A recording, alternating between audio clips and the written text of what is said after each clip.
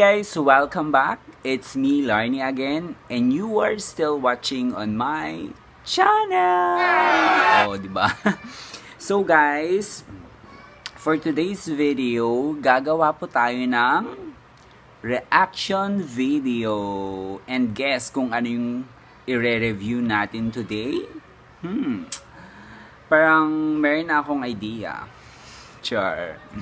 Pero ngayon guys, hindi, seriously first time ko na gagawa ng review at magre-react tayo sa product na to.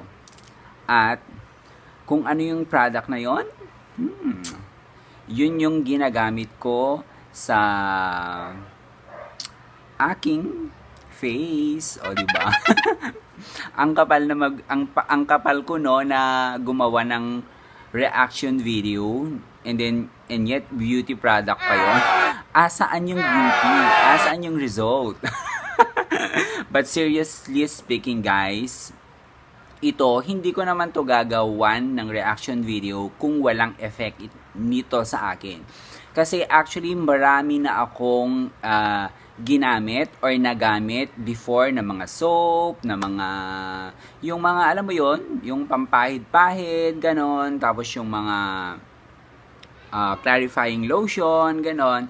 Pero ito, dito ko lang kasi nakita or napansin yung konting, alam mo yon, result. Kasi parang wala namang nagbabago, pero meron naman, grabe kayo, char. Meron guys, merong konting result na, alam mo yon, habang continuous ko siya na ginagamit, is meron talaga na napapansin ko din, hindi lang ako actually ang nakakapansin. Yung mga kasama ko sa bahay, kasama ko sa work, napapansin din nila na merong lightning sa mukha o nagla-light sa mukha. Lightning, kidlat lang. Kakaloka. Ano, nagla-lighten yung face ko daw, ganon. So, without further ado, ipapakilala natin yung products na yon. Yes. So guys, ayun na nga. So bago natin simulan yung ipakilala yung products na yon, disclaimer lang guys, ginawa ko pala itong video na to hindi dahil sinasabi ko na ito ay effective sa ating lahat. Kasi as you all know naman na we have different skin types, di ba? So nasa hiyangan lang siya. So kung gusto niyo i-try at the end, after matapos nung reaction video na to, you can actually try it.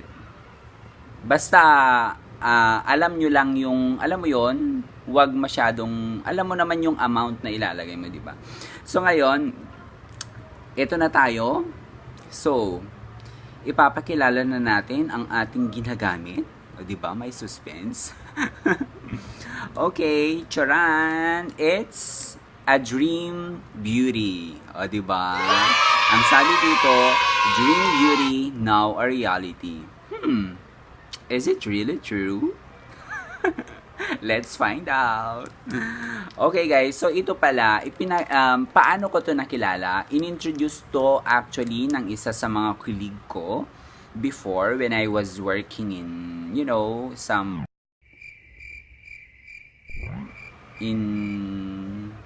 casino in Parañaque. So ngayon, ito actually yung business niya.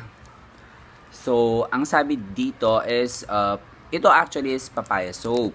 So, nung una pala, hindi ko pala, actually, nung kinukulit niya ako na, oy Barads, umorder ka na, ganito, ganyan, ganyan.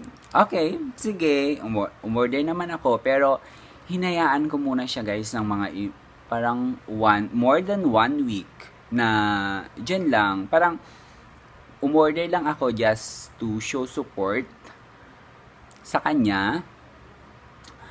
Pero nung isang banda na, parang itry ko nga din gamitin. Kasi parang nakukuha na ako parang alam ko na yung magiging effect. Kasi lahat ng ginamit ko before na mga papaya soap, ganun, wala namang effect, di ba? So, ganun din, di ba? Ang arte. So, ngayon, kasi beauty product kailangan maarte Charot.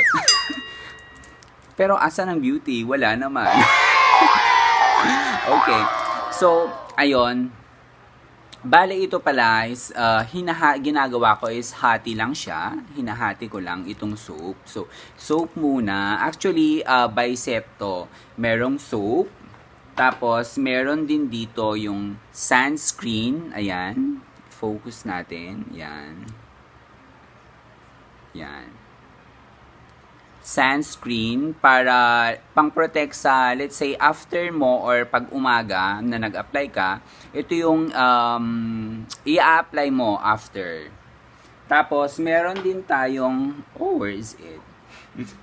Hinahanap ko, guys. Okay. Meron, aside from sunscreen, meron din tayong ito, clarifying lotion. Ayan. Dream Beauty Clarifying Lotion. Tapos, meron din tayong Revitalizing Cream. Ito guys. Ayan. Yan. Revitalizing Cream. So, ang ginagawa ko, di ba, ito muna, soap. Tapos, after nun, sa gabi, actually, itong Revitalizing Cream, it's a night cream. So, ginagamit ko siya to paggabi bago matulog. Tapos, ito namang clarifying lotion ito. So, 'di ba, nagwash muna ako ng face. Tapos, saka ako mag-clarifying lotion. Ayan. Tapos, saka yung night cream. Ay, yun pala guys, yung effect nito, siguro mga 1 week, mapapansin mo, or more than 1 week, lalo pag gumamit ka ng night cream, itong revitalizing cream, lalo pag ginamit mo siya, magkakaroon ng parang micro-peeling, o, di ba? Ibig sabihin, parang yung light na magpipil lang sa face mo. Actually, ang pinaka madalas na magpil is dito sa may baba. Ayan, dito banda siya, nagpipil, dito madalas. Pero ang ginagawa ko na lang before, kasi light lang naman, hindi naman siya ganun kakwan. Nilalagyan ko na lang ng itong, pag nilalagyan ko ng sunscreen, parang mas nagla-light, ay parang mas nakikita yung peeling niya. Pero, minsan nilalagyan ko ng lip shiner or lip balm para makuha lang siya, para ma-dry, o ma-cover yung peeling. Tapos, after nun guys, yun pala, yung ginagamit ko sa clarifying lotion is meron akong ginagawa. Kasi, parang, before kasi ako na gumamit nito, ito yung gamit ko, before kasi meron akong ginagamit, alam mo yun, napaka-simple lang, very economical kumbaga. Hindi siya magastos. Kasi mapimple talaga ako. So ngayon, ang ginagamit ko dati is Eskinol lang. Tapos alam mo yung SOS, wala na kasi akong parang yung bottle, nalagay ko na kasi. So yung SOS na nabibili sa drugstore, alam mo yon, parang ang ginagawa ko doon is binubuksan ko siya, tapos binubudbud ko siya sa Eskinol. Ayun. So since yun yung gamit ko dati, parang yun, clindamycin siya na liquid. Liquid siya. So, ang ginagawa ko pala is, hinahalo ko yon. Itong clarifying lotion, hinahalo ko siya into Eskinol na merong SOS. Na yung SOS na yon is yung clindamycin. Yon. So, medyo okay naman sa akin. Oy, meron naman. Look. Nagla-lighten siya, in fairness. So, di ba? So, hirada kayo. Meron naman konti, difference. Fierce.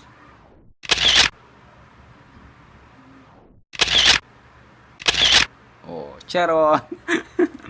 So, yun guys. Kung gusto niyo siyang, well, hindi ko naman sinasabi na, alam mo yun, pero baka lang naman gusto nyong itry, ganon. So, yun, maganda naman siya. Maganda siya actually. Sa akin na, I don't know, sa iba kasi, alam mo yun, magkakaiba naman tayo ng skin types, ganon. So, for now guys, yun muna. Yun muna ang aking maihahatid sa inyo ang ating reaction video sa Dream Beauty. So, that's for now. We'll see you again soon on my next vlog, guys. Bye-bye!